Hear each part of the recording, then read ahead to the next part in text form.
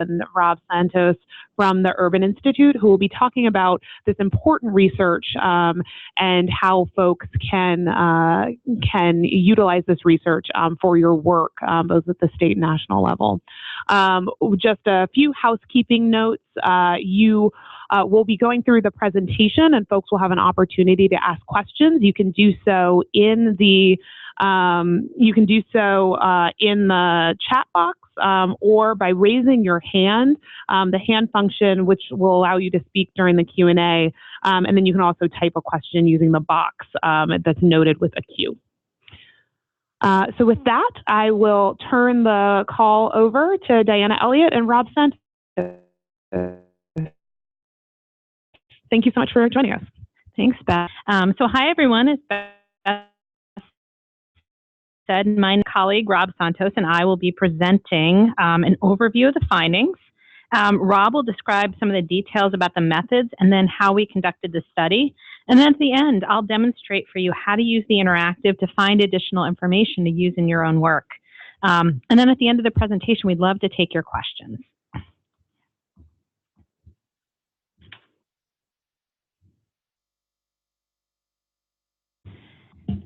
So as this slide describes, a fair and accurate census matters.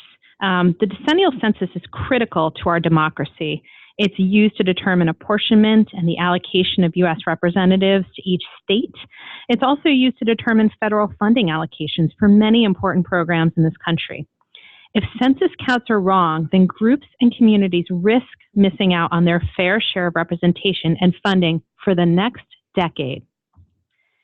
Consequently, it is important to make sure that everyone in the country is counted accurately.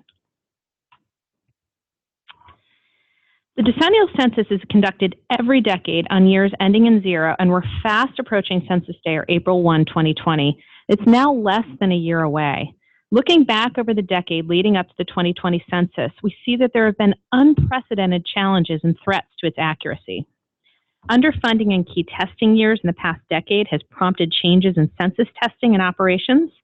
For example, the end-to-end tests were curtailed from 3 planned sites to just 1, Providence, Rhode Island, leading to last-minute changes in testing. Consequently, underfunding is also linked to undertesting, meaning there's less information about how operational changes will actually work when the census is implemented in the field. Finally, the last-minute introduction of a citizenship question poses additional uncertainty and could suppress participation among some groups. The decision from the Supreme Court about whether the citizenship question will be included is expected by the end of June, in advance of the census printing deadline. And whether this question is added or not, there's good evidence that the current political climate around immigration may suppress participation regardless. So the goal of our study is to better understand how risks like underfunding, undertesting, and the political climate around immigration and the citizenship question could impact the 2020 census count. So to study this, we created realistic risk scenarios to present a range of miscounts for the nation by state and by demographic groups. Our risk scenarios are based upon the very best evidence, in most cases produced by U.S. Census Bureau researchers themselves. So we assessed miscounts under 3 scenarios, reflecting the miscount risk as low, medium, or high. The low-risk scenario explores the question, if the 2020 census performed as the 2010 performed, what would be the outcomes? The medium-risk scenario explores the question, if the 2020 census operates to the expectations of the Census Bureau, what would be the outcomes? And finally, the high-risk scenario explores the question, if the 2020 census operates below the expectations of the Census Bureau, and discourse about immigration and the citizenship question suppresses participation, what would be the outcome? So now I'm going to turn this over to Rob Santos to give more detail about the methodology and findings. Thank you, Diana, and good afternoon, everyone. I'm going to first start with a quick snapshot of the methodology that we used in presenting these projections. The methodological approach is pretty simple. we developed a projection of the 2020 population and then applied 3 sets of miscount rates according to the 3 risk scenarios. For the 2020 population projection, we used standard demographic projection techniques. We started with the 2017 Census Bureau population projections by state, race, ethnicity, age, and then grew the population forward to 2020 using projected births, deaths, and migration. This gave us a realistic snapshot of the nation's population on Census Day, which is April 1st, 2020. Now let's turn to the risk scenarios themselves.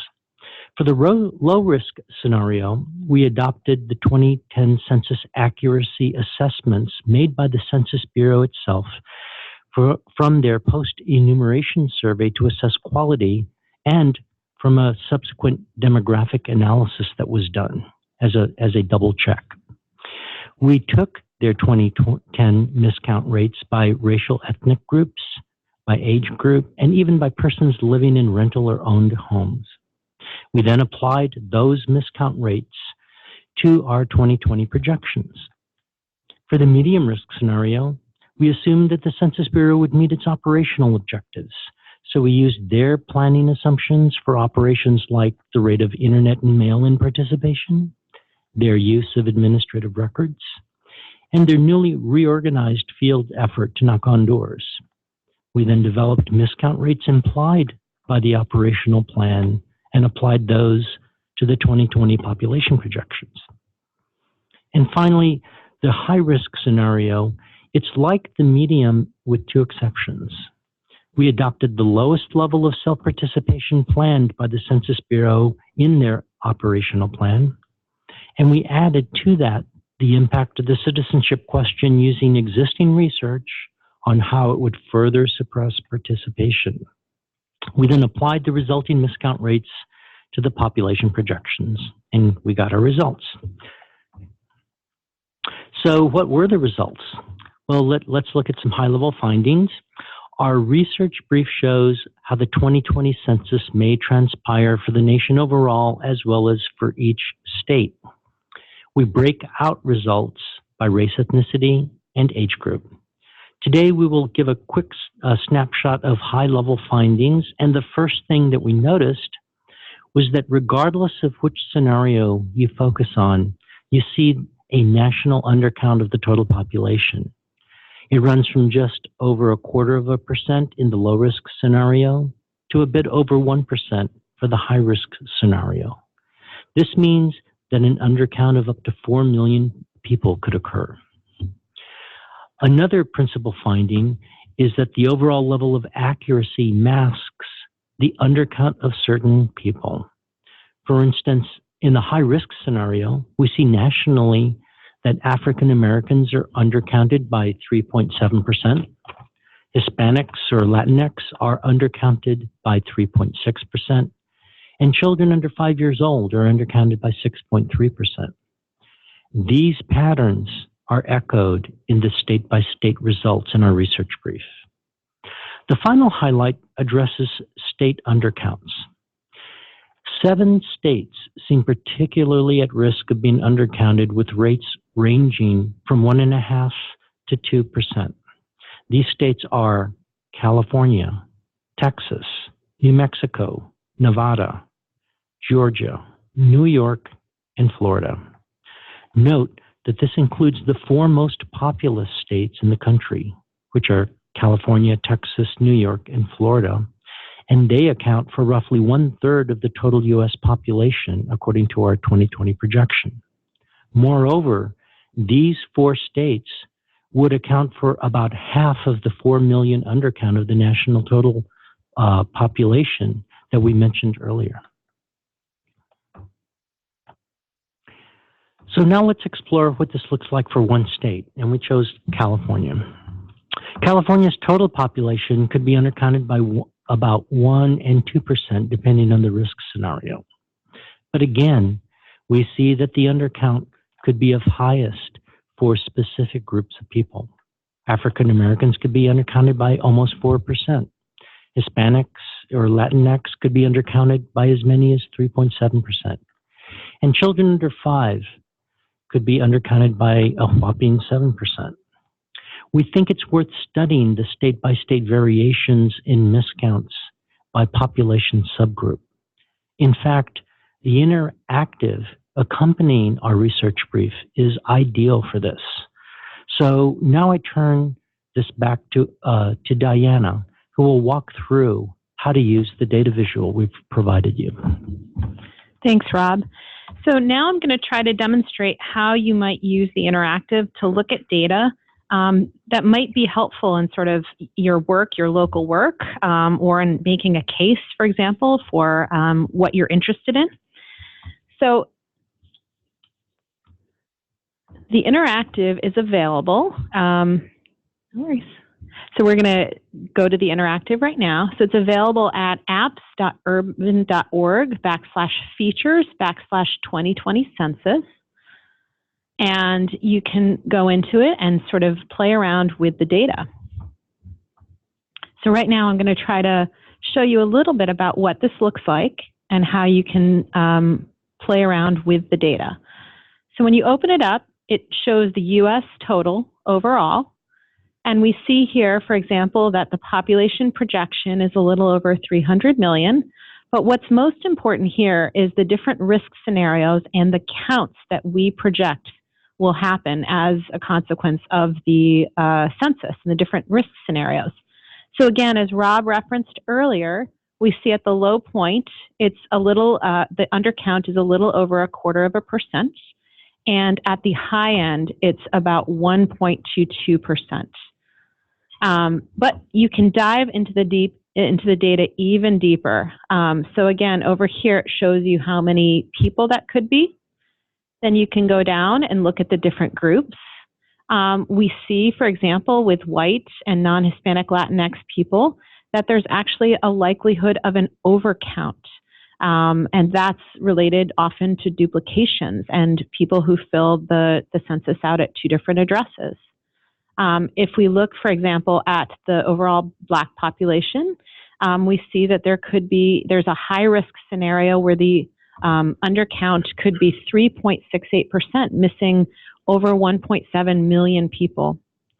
Similarly, if we go down here, we can scroll down for different groups. We have here Hispanic and Latinx. Again, in the high risk scenario, we're looking at an undercount of about 3.57%. So you can play around and look at age for these overall groups. Furthermore, if we look at California, as Rob had profiled earlier, you can click on the state of California. You can click on any state that you might be interested in, but we'll use California to demonstrate here. If you scroll down, you can see now that the population is focused on California. So it gives the overall projected population for California and the risk of undercounts listed here. We can also look at the different groups. So for example, if you look at Hispanic and Latinx people in California, the high risk scenario is an undercount of 3.65%, and that translates to a little over 580,000 people who could be missed in the state of California alone who are Hispanic and Latinx. Again, if we go over here and look at the age groups, we can see that those age 0 to 4 could be missed in the high risk scenario of undercounted by 7%. Similarly, looking at those 50 and older, we see that there is a likely close to 0 risk of those 50 and over. It's about 0.07% undercount that we see here. Let's go up to demographics, so you can change the focus of the filter and look at demographics. If we change to demographics, you can then focus on what this looks like at a state-by-state level for different demographic groups. So we just discussed those age 0 to 4 in California. Let's select ages 0 to 4. And let's look at how this looks overall in the US and then for each state. So we see here overall in the US, right, it's in the high risk scenario, it's a likely undercount here of 6.31%. If we scroll down to California, again, we see that it's a likely undercount of 7% or thereabouts. And then you can see how this looks relative to other states, right? So it's a little bit lower in Arkansas. It's, again, fairly high in Arizona, and a little bit lower still in Alaska. So it allows you to compare on whatever data point you're interested in highlighting in your work. So now at this point, I think we'd like to turn it over to all of you and to learn more about the questions that you might have and how we can be helpful in answering your questions about the tool or what the implications are for questions you have or for the work that you're interested in.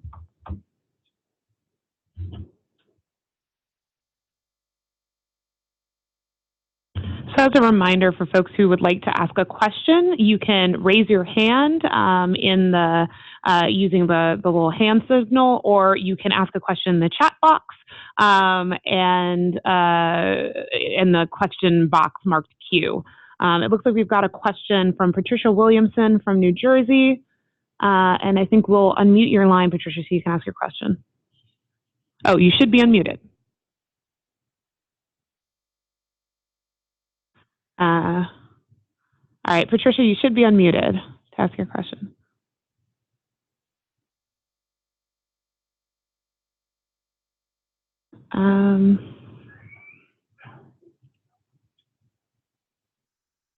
One second, we're gonna figure out how to make sure that folks are unmuted so they're able to ask a question. But in the meantime, it looks like we've got a question that was written in.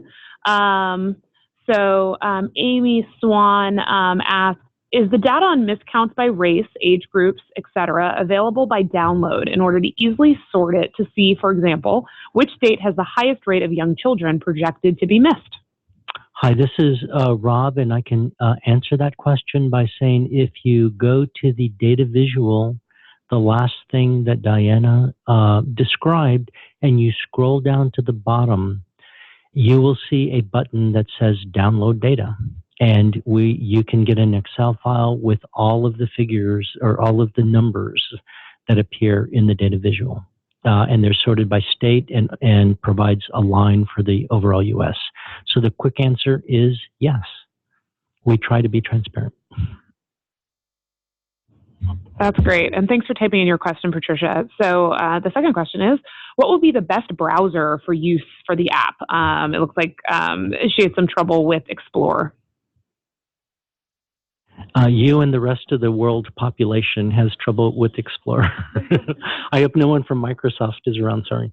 I would recommend Chrome. That's what we've been using, and it's worked quite well. Great. And we had another question come in that said, it's my understanding that these projections look at what might happen. Is that correct? That's correct. So that's why we created these risk scenarios. That said, the risk scenarios are rooted in the very best evidence, right? So we're not claiming with this that we are going to know what the outcome is going to be. And certainly there are so many factors that could be introduced between now and April 1st that could affect the outcome. But we tried to put together the very best evidence and likely scenarios that we felt could be defensible with data. And in fact, with Census's own research, which was very important for us for this work. That's great. So another question from Tara Westman. We have identified a large number of hard to count groups in California who could be missed. I appreciate seeing these statistics on race, age, et cetera, and I'm wondering what other factors such as disability, sexual orientation are not assessed. There are a number of factors we didn't assess. We were able to only draw from the existing 2010 census decennial census evaluation data. And those principally provided the statistics from which the miscount rates were created. And as we noted earlier, that includes Latinx populations, it includes age, and it includes basically race ethnicity. So there are historically other hard to count populations that include folks like homeless, immigrants, folks who mistrust government. etc. And we do not have the data with which to build in those miscounts. And so we were adamant about only including and creating these using calculations that used existing research. Since we didn't have them on these other critical populations, we weren't able to incorporate that. Thank you.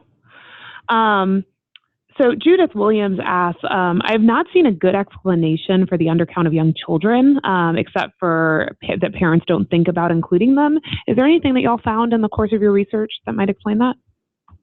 Yeah, so that's a great question. And I think there's a lot of sort of speculation about what the reasons are for that, right? So we have young children are more likely to be in renter households, and that's a big driving factor for why they're hard to count. They could be more likely to be in complex families as well, right? Households where potentially there's a lot of people in the household and it's unclear sort of who is to be considered a resident of that household on census day. Sometimes parents do forget to include, or there's confusion about, they're 2 months old. Do I include them? How does that work? So there are a number of factors at work. I think the best suggestion for all of that is to just make sure that parents know to include their children, right? To make that outreach possible, to get that word out that young children are to be included if they're in that household on census day. That's great. Thank you. From Armando Sanchez, what was used to assess the impact of the citizenship question? We actually used census data research. As most people know, there are a number of court cases that are ongoing litigation regarding the inclusion of the citizenship question in the decennial census, and that is ongoing. The Supreme Court's actually about to render its decision. As part of the litigation process, a number of experts, as well as the Census Bureau itself, conducted research to explore the impact of including the citizenship question on the decennial census. We relied heavily on the Census Bureau's research that is included in some of the depositions and some of the reports submitted as evidence into the litigation. So we took numbers from there. We also included work by one of the expert witnesses, whom we thought was pretty exceptional work by Nancy Methowitz, who created projections of the impact of the citizenship question on non-citizens as well as Latinx population. So those were the two sources that we used. So you mentioned that your conclusion that the 2020 census would result in 4 million people being undercounted. Can you expand on what that figure represents? So, for example, does that mean that the census will miss or not count 4 million people nationally? Or is that a net figure that may mask a much higher number of people who are missed or undercounted that are offset by other people who may be double counted? It's actually the latter, in that the 4 million represent, at the end of the day, it represents the number of folks that should have been counted but weren't. That number is arrived at in a more complex way that has to do with the Census Bureau receiving responses from people by either internet or mail. It includes imputations that when the Census Bureau cannot get someone to report on the composition of a household, they will use administrative records or other methods at the end for what they call unresolved households. So in the end, you have omissions, folks that households that did not participate, and you have the data processing beyond people's responses that include duplications, it includes imputations, etc. The net of those two will end up in what the overall count is, and that will determine what the undercount is. The net undercount as 4 million is basically the net result of all of that combined process. So it ends up getting fairly complicated and technical. Rather than trying to disentangle the various components, it's more important to look at the magnitude of the overall net undercount, and that's what we're presenting. Wow, that's really stark. I think particularly what that impact could look like to communities who could be the hardest hit. Can you? So this is another question. It looks like your name is Mask, so apologies for not giving credit. But can you speak to how the census data on miscount rates is used? Does the government fix their data so apportionment is more accurate? I think you spoke a little bit to this, but perhaps you could expand. Or does the wrong data get used for apportionment, future government spending, et cetera? So at the end of the day, we don't know we don't know all of the processes that the census uses to make their various sort of decisions about what's released. But they do very important acts, such as if they find duplicates in the records, they will remove those duplicates that they are known duplicates. That said, you do have cases where people are inadvertently counted twice. They do try very hard to find all of the people that are potentially missed and potentially not counted in the overall. But it's an imperfect process, and it's a process that's getting more complicated as we become a more demographically diverse country, which is what has happened in the last 10 years. So without speaking for the Census Bureau myself, I can at least say that they do their due diligence in trying as hard as possible with the data to put the most accurate data out there. But there are, of course, limitations. Got it. That's really helpful. So it looks like I've got a question that's specific to Mississippi. So in Mississippi, if we already know that counties that are hard to count can be used, can use this data to drill down. So if we already know the counties that are hard to count, can we use this data to drill down further by county? The quick answer is not yet.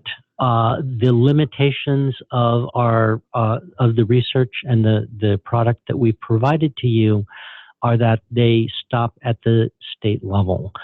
We expect and anticipate being able to secure funding and take it to the next level, which would be counties and municipalities.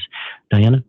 Yeah, that said, you could use these data to sort of, again, our data show the magnitude and the scale at which people could be missed and miscounted in the overall. So you could use that to sort of understand, again, with other hard to count tools, such as that produced by CUNY and that produced by the Rome tool that's produced by Census Bureau. So you could look at our data and look at that data and have some estimation of the scale to which those communities could be missed in the 2020 census. That's great. And just a reminder for folks, if you have questions, you can ask a question in the chat box or raise your hand. Oh, looks like we just got another question in. So the question is, how can I get a copy of this information shared in this webinar to share with my team? That's a great question. We're recording this webinar right now, so you can share the recording with your team. And then I know, can you just remind folks how you can download this information and access it? Absolutely. So it's available as a feature at Urban Institute. And right now, we have both a feature and sort of the longer paper. For those of you who are really interested in sort of the meat of the methodology, which, at least two of us in the room are really interested in that, you can download the paper and look at the paper. And we write up in more detail why these different risk scenarios have come about, what the risks are. You can get more substance on that. And we also talk a bit more about how we pulled the data together to create this. So, what you see on the back end with the interactive looks very pretty and shiny, but there was a lot of hard work and sweat and tears tier. I'm not sure about tiers, but we worked really hard to produce these numbers accurately and to give very plausible risk scenarios that we felt were quite defensible. So for those of you interested in the methodology, it's all on the paper. But you can find that by going to Urban Institute, or you can just Google at this point. I just Google Miscount Urban 2020, and that will come up right away. Thank you. That's great. As a reminder, if folks have any questions, you can send us one in the chat or raise your hand. So I have a question for folks that are currently in the throes of, their state budget process or looking to secure additional funding. What are some ways that you think folks can use this data to help supplement that work? Yeah, so I think these numbers can be used to make a case for getting additional money for outreach, right? As we know, right, the per capita investments that folks can make at the state level, right, through state budgets, can go a long way towards improving the count and getting that outreach into the communities that need them, right? So when you think that this affects the next 10 years of federal funding that a state might get, I think there's a really persuasive case to be made with these numbers showing how much is at risk. That's great. So we've got another question from Monica Vargas Huertas. What are the risks of filling out the census online and the online survey, especially as it relates to cyber attacks to target undocumented populations or specific ethnic groups? And are there specific precautions that you would recommend people take?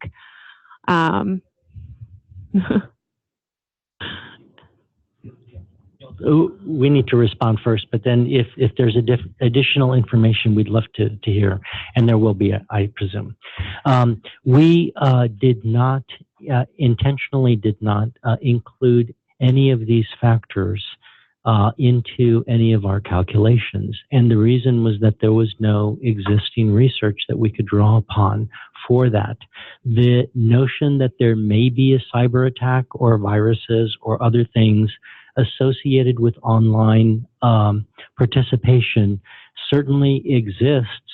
I fully expect that the Census Bureau has engaged the top experts to absolutely minimize this occurrence. Having said that, you never say never. And so we acknowledge that as a limitation to our work. We did not include it because there was no existing data. But having said that, there are some precautions that you may be able to take, and I'll leave that to our friends at the Leadership Conference. Hey folks, this is Maria Filippelli. I'm a Public Interest Technology Census Fellow with New America, and I work closely with Beth and the Census Counts campaign, specifically around tech issues, including cybersecurity. So recommended precautions, I mean, the number one thing is to know the accurate website for the self-response portal. So what the Bureau has been doing behind the scenes, you know, they have one specific web address that you need to go to, and one of the things they've done behind the scenes is acquire many similar website names.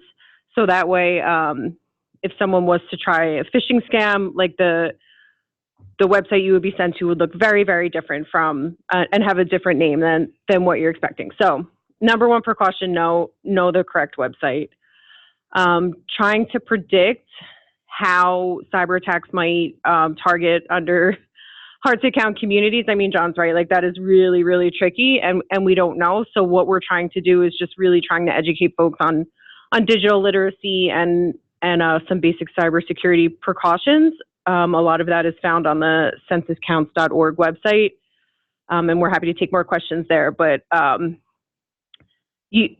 the way you can learn more, is just to kind of educate yourself in advance on what to expect. And of course, we're trying to help with that as well.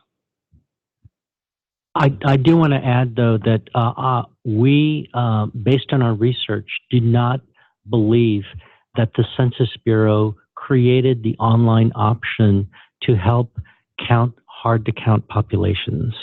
There's limited online accessibility for some of these populations. There will be community efforts to create portals like in libraries and such I expect to encourage online participation. But the principal reason it was created was to establish a less expensive, more methodology for the public that has easier access to the internet to participate. And it's because it's less expensive, they could then take the savings and pump that into enumerators and the non-response follow-up process. That's great. Thank you. It looks like we've got, we're going to try and call on somebody again and see if the tech will allow that. So Anna Tam, it looks like you are unmuted.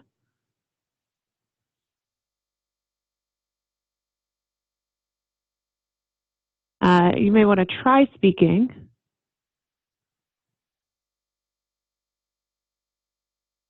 All right. Apologies for folks. It looks like the tech is not working. Anna, if you want to just type your question, I'll make sure that we address that. But it looks like we had just another question on download, and folks can go to the Urban Institute website and download the website there. So it looks like we have a follow-up question about cybersecurity and tech. So the question is, what are the specific URLs and portals that we should be providing to folks now in this education and pre-census phase? As folks know, Alaska starts census outreach in January, and they're working with partners now to help prepare. So where should they send people? So Maria or Rob, yeah.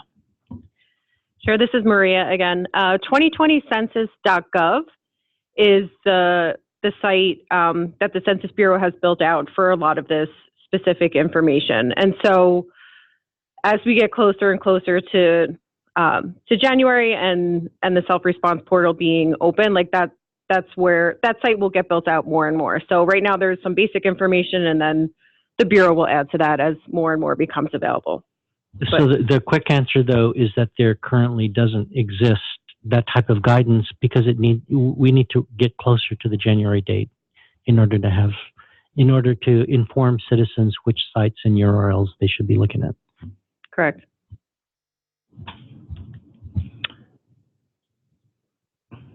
Great.